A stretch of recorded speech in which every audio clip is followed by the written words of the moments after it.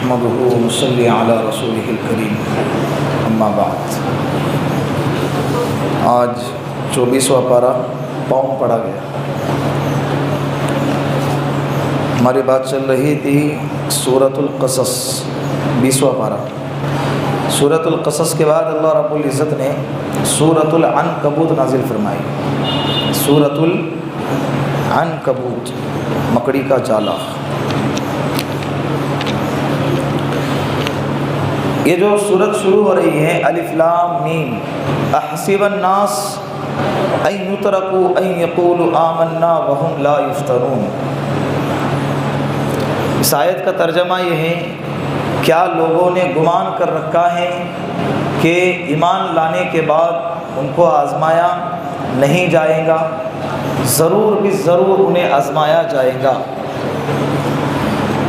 کل قیامت کے دن ایمان والوں کو انعام اللہ کی طرف سے ملنا ہی ملنا ہے، اس میں کوئی دو رائے نہیں۔ ایمان والوں کے تو کل قیامت کے دن چاندی ہے، چاندی نہیں بلکہ سونا کہے تو کم ہے۔ اللہ رب العزت نے کل قیامت کے دن ایمان والوں کے لیے بہت سے وعدے کر رکھے ہیں، اور اللہ کا وعدہ سچ ہے۔ اتنے انعام ملیں گے، جو سوچے گا وہ ملے گا، جو چاہے گا وہ ملے گا، جو خواہش کرے گا اللہ اس کو عطا کریں گے۔ اس کے خواہش میں، اس کے چاہت میں، اس کے ارادے میں دیر ہوگی، لیکن جو چاہ رہا ہے اس کے ملنے میں دیر۔ کیا کیا نعمتیں بتائے، کیا کیا تذکرہ۔ اتنا ذہن میں رکھے کہ کل قیامت کے دن ایمان والے کو اللہ کی طرف سے نعمتیں ملنا ہی ملنا ہے، لیکن دنیا میں یہ حال ہے کہ اللہ رب العزت ایمان والوں کو آزماتے ہیں۔ اللہ کہہ رہے کہ ایمان لانے کے بعد ایمان والوں نے یہ گمان کر رکھا ہے کہ انہیں آزمایا نہیں جائے گا، ضرور آزمایا جائے گا۔ آزمانا یہ اللہ کی طرف سے جو آزمائش ہے، یہ اللہ کی ناراضگی کی علامت نہیں ہے۔ کبھی کبھی اللہ جو آزماتے ہیں یہ درجات کو اور مرتبے کو بلند کرنے کے لیے بھی آزماتے ہیں۔ اللہ کے رسول صلی اللہ علیہ وسلم نے فرمایا کہ پہلے زمانے کے ایمان والوں پر اتنے حالات آتے تھے کہ ان لوگوں کو ایمان والے ہونے کی وجہ سے زندہ زمین میں گاڑ دیا جاتا تھا، اور لوہے کے کنگھیوں سے ان کے سروں پہ کھرید دیا جاتا تھا، اور لوہے کے کنگھیوں کو گرم کر کے ان کے جسموں پہ کھینچ دیا جاتا تھا۔ کیوں؟ ایمان لانے کی وجہ سے۔ اللہ کے رسول نے فرمایا تمام انسانیت میں سب سے زیادہ تکلیف، سب سے زیادہ آزمائش انبیاء علیہ السلام پر آتی ہے۔ جو اللہ کے جتنے زیادہ قریب ہیں اللہ اس کو اتنا زیادہ آزماتے ہیں۔ سمجھ رہے نا؟ حالات کا آنا، آج لوگ جو ہے نا تھوڑے تھوڑے حالات پر گھبرا جاتے ہیں۔ اتنی عبادتیں کرتا ہوں، اتنے روزے رکھتا ہوں، اتنی دعائیں کرتا ہوں، اتنے صدقات اور خیرات اور زکوٰۃ دیتا ہوں، اس کے باوجود پھر میرے کام بنتے کیوں نہیں، میرے کام آگے بڑھتے کیوں نہیں؟ یہ ہمارے سوال ہے۔ گھبرانا نہیں چاہیے۔ الدنیا سجن المؤمن و جنت الکافر۔ اللہ کے رسول نے فرمایا کہ یہ دنیا ایمان والوں کے لیے قید خانہ ہے اور کافروں کے لیے جنت۔ قید خانے میں ہر چیز، ہر خواہش پوری ہوتی نہیں، یہ وقتی چیزیں ہیں۔ کل من علیہا فان، فنا ہونے والی چیزیں ہیں، ہر چیز دنیا کی فنا ہونے والی ہے۔ یہ دار الفنا ہے، دار البقاء نہیں ہے۔ اگر کوئی فقیر ہے وہ بھی ایک نہ ایک دن مرے گا، اگر کوئی بادشاہ ہے وہ بھی ایک نہ ایک دن مرے گا، کوئی جوان ہے کبھی نہ کبھی مرے گا، صحت مند ہے کبھی نہ کبھی مرے گا، مالدار ہے کبھی نہ کبھی مرے گا، فقیر ہے کبھی نہ کبھی مرے گا، مرنا طے ہے۔ کل نفس ذائقۃ الموت، اللہ نے اعلان کیا ہے کہ اس کائنات میں جتنے بھی جاندار ہیں، جس میں اللہ نے جان رکھی ہے، اللہ کے علاوہ سب کو موت کا مزہ چکھنا ہے۔ چاہے وہ انسان ہو، چاہے وہ فرشتے ہوں، چاہے وہ جنات ہوں، چاہے وہ چرند ہو، چاہے وہ پرند ہو، چاہے وہ حیوانات ہوں، چاہے جتنے بھی جانور ہوں، اللہ کے علاوہ جو بھی ہیں سب کو کیا ہے؟ موت کا مزہ چکھنا ہے۔ جب مرنا طے ہے تو حالات سے گھبرایا نہیں کرتے۔ موت ایک بار آتی ہے، کتنے بار آتی ہے؟ ایک ہی بار آتی ہے، لیکن انسان کے دل میں پکا ایمان ہو، اللہ سے محبت ہو، اللہ کی چاہت ہو، وہی موت اس کے لیے تحفہ بن جاتی ہے۔ کیا بن جاتی ہے؟ اسی لیے تو مرنے کے بعد اس سے کہا جاتا ہے کہ اللہ کے رسول نے فرمایا ایمان والا ہے تو جلدی سے اس کو اپنی منزل تک پہنچایا جائے، تاکہ اس کو جو انعامات ملنے والے ہیں وہ جلدی سے کیا ہو جائے، شروع ہو جائے۔ مرنے کے بعد قبر میں جیسے ہی دفن کر دیا گیا، مٹی ڈال دی گئی، وہاں سے ہی اللہ رب العزت اس کو جنت کے اس کے مقامات کو دکھاتے ہیں، پھر وہیں سے انعامات شروع ہو گئے۔ تو ایمان والے ہونے کا فائدہ اتنا ہے کہ دنیا جیسی تیسی کٹے، حالات آئے نہ آئے، انعامات ملے نہیں ملے، لیکن اگر مر گئے نا الحمدللہ آرام ہے۔ اس لیے کہ یہ دنیا کی ایک لمٹ ہے، انسان 60 سال جیے گا، 70 سال جیے گا، 90 سال جیے گا، 100 سال 200 سال جیے گا، اس کے بعد کیا؟ اس کے بعد کیا؟ اس کے بعد موت ہے نا۔ یہ جو باؤنڈری ہے نا موت والی، یہ کل قیامت کے دن نہیں ہے۔ 100 200 1000 کروڑوں سال لامحدود زندگی ہے، وہاں پر تو ساری انسانیت کے سامنے موت کو ایک دمبے کی شکل میں لایا جائے گا اور ذبح کر کے اس کو ختم کر دیا جائے گا، اور یہ بتایا جائے گا کہ اب موت کو بھی موت آ گئی، اب تمہیں موت آنے والی نہیں ہے۔ جنتیوں کو جب جنت میں ڈالا جائے گا تو اسے کہا جائے گا اے جنتیوں اب تم ہمیشہ ہمیشہ اس میں رہو گے، اب تمہیں کبھی موت نہ آئے گی، تمہیں کبھی بیماری نہ آئے گی، اور کبھی تم پر بڑھاپا نہ آئے گا۔ یہ انعامات اس کو دیے جائیں گے، اور تمہیں کبھی جنت سے نہیں نکالا جائے گا۔ یہ انعامات سن کے روایتوں میں لکھا ہے کہ اگر اس وقت میں موت ہوتی نا، یہ خوشی کے مارے مر جاتے کہ ہمیشہ رہنا ہے، لیکن موت اس وقت میں نہیں۔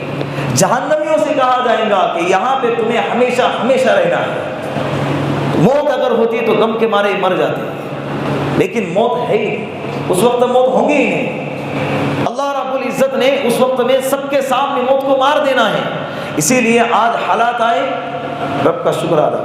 اللہ کے رسول صلی اللہ علیہ وسلم پہ بھی حالات آئے، ایمان والوں پہ بھی حالات آئے، صحابہ پہ جیسے حالات آئے، میں کئی مرتبہ کہہ چکا ہوں، صحابہ پہ جیسے حالات آئے ویسے حالات ہم پہ آ سکتے ہیں۔ ہم آئے نہ، ہم برداشت بھی نہیں کر سکتے، ہمارے اندر اتنی کیپیسٹی بھی نہیں۔ لا یکلف اللہ نفسا الا وسعها، جس میں جتنی طاقت ہوتی ہے اللہ اس پہ بوجھ پہ اتنا ہی ڈالا کرتے ہیں۔ سمجھ رہے بات کو؟ اسی لیے حالات آئے تو گھبرانا نہیں چاہیے۔ دوسرا آگے 21ویں پارے میں سورہ روم ہے، بسم اللہ الرحمن الرحیم، الف لام میم غلبت الروم فی ادنى الارض وهم من بعد غلبهم سيغلبون في بضع سنين لله الامر من قبل ومن بعد ويومئذ يفرح المؤمنون۔ اس سورت کا نام کیا ہے؟ کیا نام ہے؟ روم۔ ایک ملک کا نام ہے نا، ملک روم۔ اللہ کے رسول صلی اللہ علیہ وسلم کے زمانے میں مکی زندگی چل رہی ہے، غالباً سن نبوی 11 یا 12 کا زمانہ ہے۔ سن نبوی مکہ میں 13 سال اللہ کے رسول میں، 13 سال کو نبوی سال کہتے ہیں، سن نبوی 1، سن نبوی 2، سن نبوی 3، اس طرح سے سن نبوی 13۔ اس کے بعد شروع ہوتا ہے سن ہجری 1، سن ہجری 2، وہاں سے ابھی چل رہا ہے 1443 ہجری۔ سمجھ رہے؟ تو اللہ کے رسول صلی اللہ علیہ وسلم مکہ میں، اس وقت میں عرب کے پورب اور پچھم میں 2 سلطنتیں آباد تھی، سپر پاور۔ ایک ملک ایران جس کا بادشاہ تھا سلطنت ایران کا بادشاہ خسرو پرویز، پچھم میں حکومت تھی ملک روم والے کی، بازنطینی لوگوں کی، عیسائی لوگوں کی، اور جس کے دارالسلطنت تھی فلسطین، قسطنطنیہ، جس کو آج استنبول کہا جاتا ہے۔ اس وقت میں قسطنطنیہ ان کی دارالسلطنت تھی۔ اس وقت میں جو بازنطینی لوگ تھے وہ اہل کتاب تھے، اللہ کو مانتے تھے اصولی طور پر، لیکن ساتھ میں اللہ کے ساتھ میں حضرت عیسیٰ علیہ السلام کو بھی خدا کہتے تھے اور حضرت جبرائیل علیہ السلام کو بھی خدا کہتے تھے، لیکن اصولی طور پر کتاب والے تھے نا، کتاب والے، انجیل ان کے پاس تھی، کتاب والے تھے۔ لیکن جو ایرانی لوگ تھے یہ لوگ مجوسی لوگ تھے، آنکھ کی پوجا کرنے والے، بتوں کی پوجا کرنے والے تھے، مشرک لوگ تھے۔ ان لوگوں نے ملک روم پر حملہ کیا، ملک روم پر چڑھاؤ، پچھم والوں پر کیا کیا؟ چڑھاؤ کیا، اور بہت سارے بڑے بڑے علاقوں کو تباہ نیست اور نابود کر کے رکھ دیا۔ وہ خبر عرب میں آئی۔ ابھی عرب میں بھی دو قوم آباد تھی، ایک کتاب والے یعنی قرآن والے مسلمان، اللہ کے رسول صلی اللہ علیہ وسلم کو ماننے والے، اور دوسری قوم مشرک بتوں کی پوجا کرنے والے۔ تو جب یہ خبر آئی کہ مشرکین جو بتوں کی پوجا کرنے والے ہیں، ایرانی لوگ ہیں، وہ ملک روم پر فاتح ہو گئے، غالب آ گئے، جیت گئے، تو یہاں مکہ والے کفار مکہ خوشیاں منانے لگے۔ کیا منانے لگے؟ مسلمانوں کے چہرے اتر گئے، ان کا دل ٹوٹ گیا کہ اہل کتاب کو ہار ہو گئی۔ اس وقت اللہ رب العزت نے قرآن کریم کی آیت نازل فرمایا کہ الف لام میم غلبت الروم، روم ابھی فی الحال کیا ہو گیا ہے؟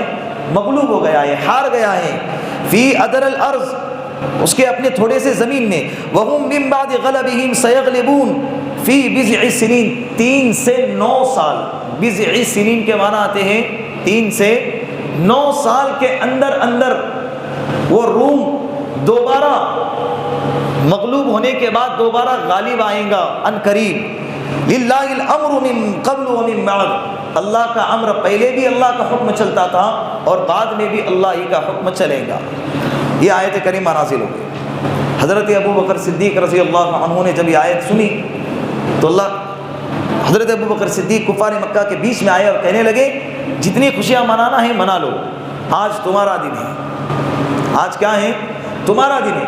آپ جیسے آج کل کے زمانے میں کرکٹ کا دور چل رہا ہے، آپ لوگ سمجھ سکتے ہیں، ایمان والے نام نہیں لیتا، ایمان والے ٹیم کی میچ چل رہی ہے اور کسی اور کی میچ چل رہی ہے، حالانکہ وہ ہمارے علاقے کے نہیں ہے، لیکن اگر جیت گئے تو ہم کیا ہوتے ہیں؟ خوش ہو جاتے ہیں، اگر ہار گئے تو چہرے اتر جاتے ہیں۔ یہ والی نسبت اس وقت میں مکہ والوں کے دو گروپوں کے اندر تھی۔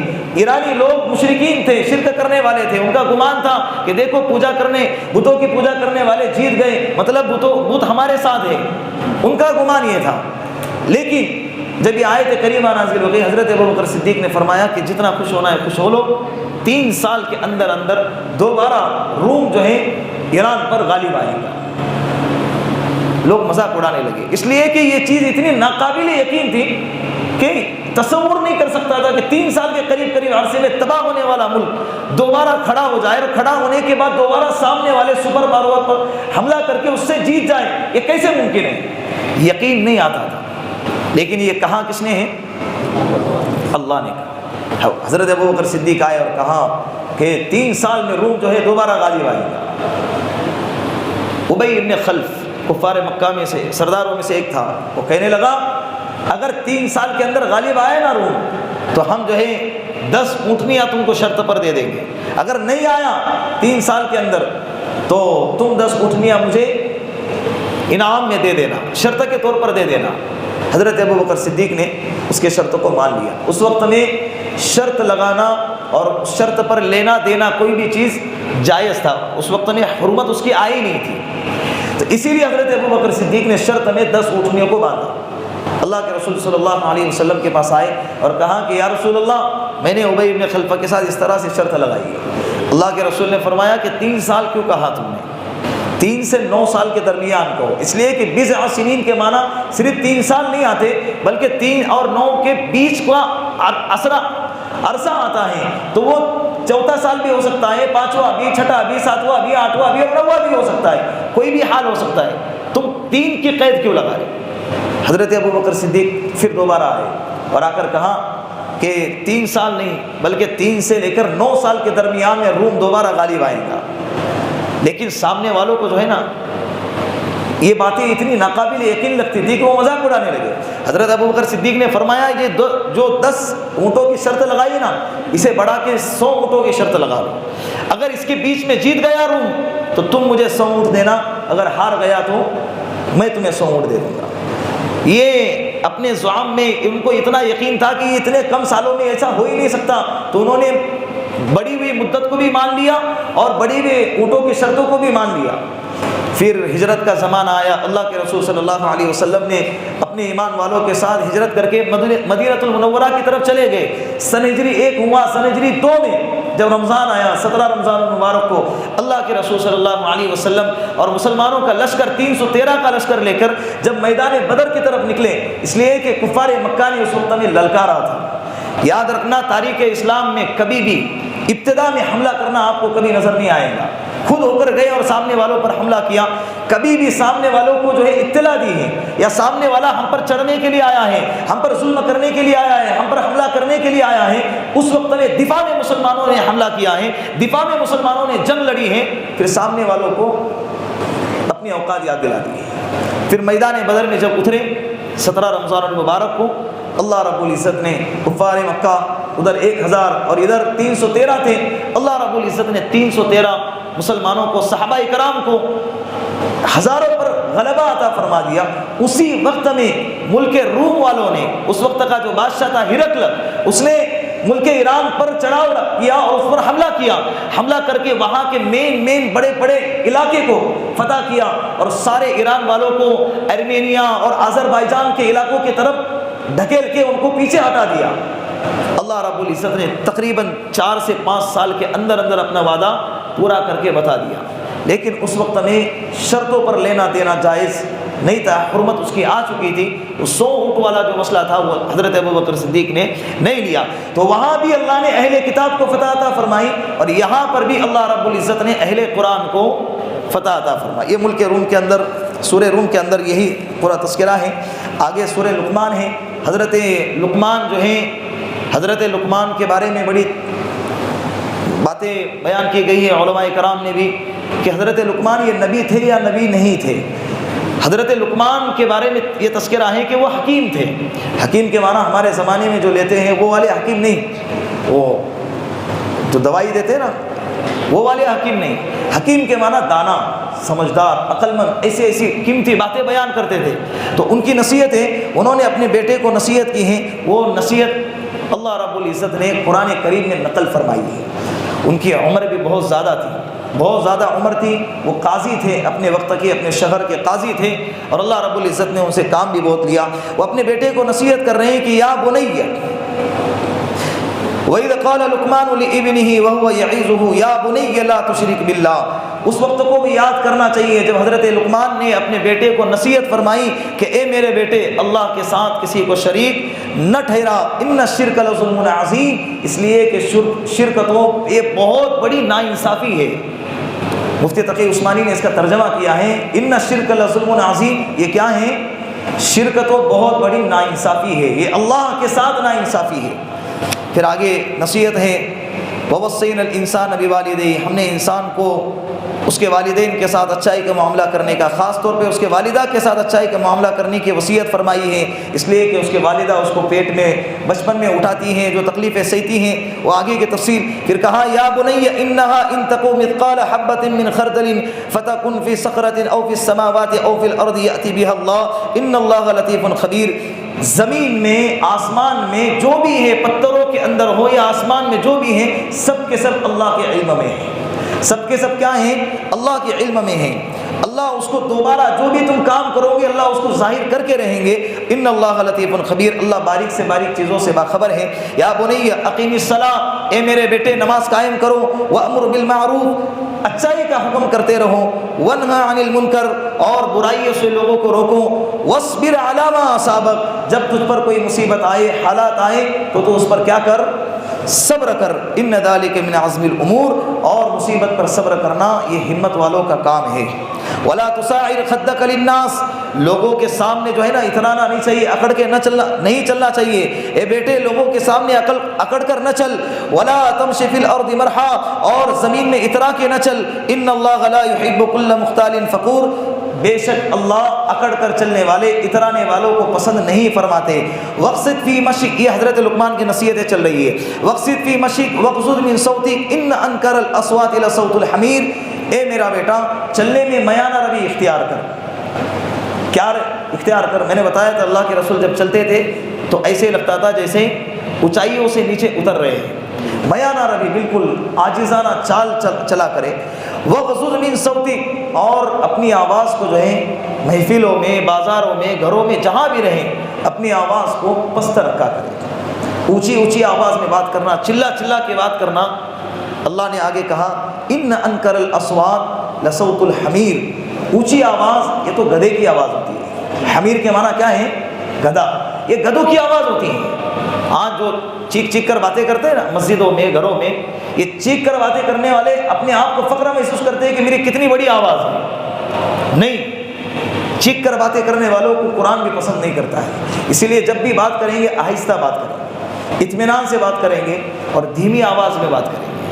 اللہ کے رسول صلی اللہ علیہ وسلم اتنے اطمینان سے بات کرتے تھے، امی عائشہ صدیقہ رضی اللہ عنہا فرماتی ہیں کہ اگر کوئی اللہ کے رسول کے الفاظ گننا چاہتے نا تو گن سکتا تھا، اور ہر لفظ ہر کلمے کو 3 مرتبہ کہتے تھے تاکہ دل میں اتر جائے۔